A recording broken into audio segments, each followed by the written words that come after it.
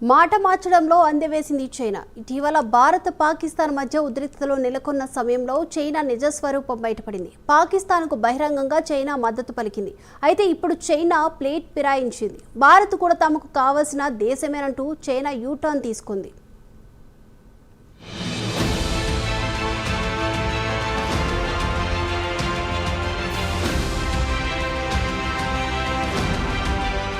పహల్గామ్ ఉగ్రదాడి నేపథ్యంలో మెజార్టీ ప్రపంచ దేశాలు భారత్కు అండగా నిలిచాయి. తుర్కీ, అజర్బైజాన్ వంటి కొన్ని అరబ్ దేశాలు మాత్రమే పాకిస్తాన్కు మద్దతు పలికాయి. అంతేకాదు చైనా కూడా పాకిస్తాన్కు బహిరంగంగా మద్దతు పలికింది. కేవలం మద్దతు పలకడమే కాదు, సైనిక పరంగా కూడా పాకిస్తాన్ను డ్రాగన్ కంట్రీ ఆదుకుంది. తమ దేశానికి చెందిన క్షిపణి వ్యవస్థలను, విమానాలను కూడా పాకిస్తాన్కు అందజేసింది. కథ అక్కడితో ఆగలేదు. ఓ కార్గో విమానంలో భారీగా సైనిక సామాగ్రిని ఇస్లామాబాద్కు తరలించిందన్న వార్తలు కూడా వచ్చాయి.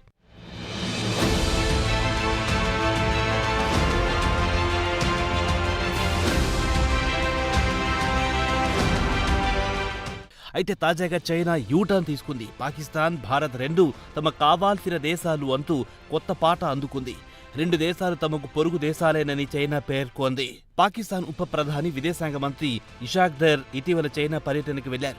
ఇషాక్ దర్ పర్యటన సందర్భంగా చైనా ఈ కొత్త డ్రామాకు తెరతీసింది.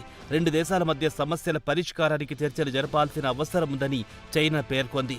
యుద్ధాల ద్వారా సమస్యలు పరిష్కారం అవుతాయని తాము భావించడం లేదని చైనా విదేశాంగ శాఖ ప్రతినిధి మావో నింగ్ పేర్కొన్నారు. ఇందుకు శాశ్వత కాల్పుల విరమణ ఒప్పందం అమల్లోకి రావాల్సిన అవసరం ఉందన్నారు.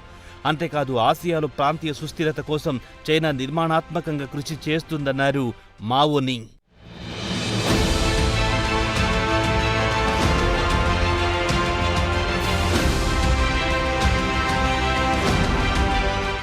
ఇదిలా ఉంటే చైనా నమ్మదగ్గ దేశం కాదు. డ్రాగన్ కంట్రీని ఏ రోజు ఒక పట్టాన నమ్మలేం. ఇందుకు ప్రధాన కారణం చైనా విదేశాంగ విధానమే. వాస్తవానికి చైనాకు శాశ్వత విలువలంటూ ఉండవు. ఎప్పుడే దేశంతో అవసరం ఉంటే వారితో స్నేహం నటించడం, అవసరం లేదు అనుకుంటే కయ్యానికి కాలు దువ్వడం చైనాకు పాత అలవాటే.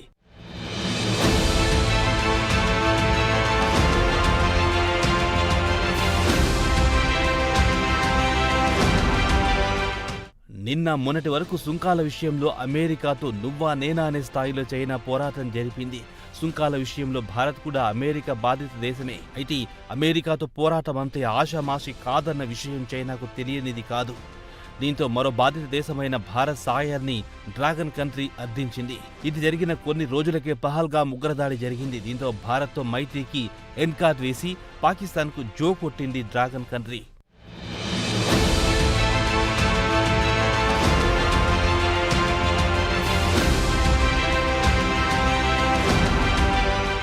తరచి చూస్తే చైనాది ఎప్పుడు వంకర బుద్ధే.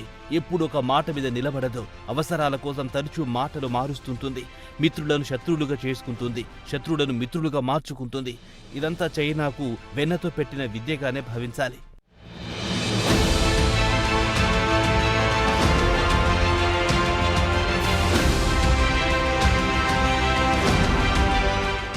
భారత్ చైనా సరిహద్దు మధ్య చాలా కాలంగా సరిహద్దు వివాదాలున్నాయి. అలా ఇలా కాదు, తీవ్ర స్థాయిలో ఉన్నాయి. సదరు వివాదాలు ఇప్పటికీ కొనసాగుతున్నాయి. ప్రధానంగా అరుణాచల్ ప్రదేశ్ తమ భూభాగమే అంటూ డ్రాగన్ చైనా చాలా కాలంగా తొండాట ఆడుతోంది. అరుణాచల్ ప్రదేశ్ తమ భూభాగమని భారతదేశం అనేకసార్లు స్పష్టం చేసింది. అయినప్పటికీ భారత్ వాదనను చైనా పట్టించుకోలేదు. అరుణాచల్ ప్రదేశ్ తనదేనంటూ చైనా ఇప్పటికీ పనికి మారిన వాదనలు చేస్తోంది. ఈ నేపథ్యంలో కొన్ని సంవత్సరాల కిందట గల్వాన్ లోయలో భారత్ చైనా బలగాల మధ్య ఘర్షణలు జరిగాయి.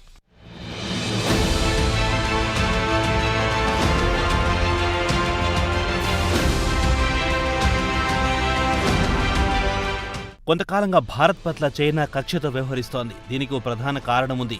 ఆసియాలో చైనా ఆధిపత్యాన్ని మొదటి నుంచి వ్యతిరేకిస్తోంది భారతదేశమే.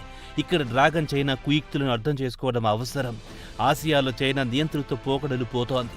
ఆసియాలో పెద్దన్న పాత్ర పోషించడానికి చైనా తహతహలాడుతోంది. అయితే చైనా పెత్తందారితనాన్ని భారత్ అడుగడుగున అడ్డుకుంటోంది. దీంతో భారత్ను డ్రాగన్ చైనా టార్గెట్ చేయడం ప్రారంభించింది.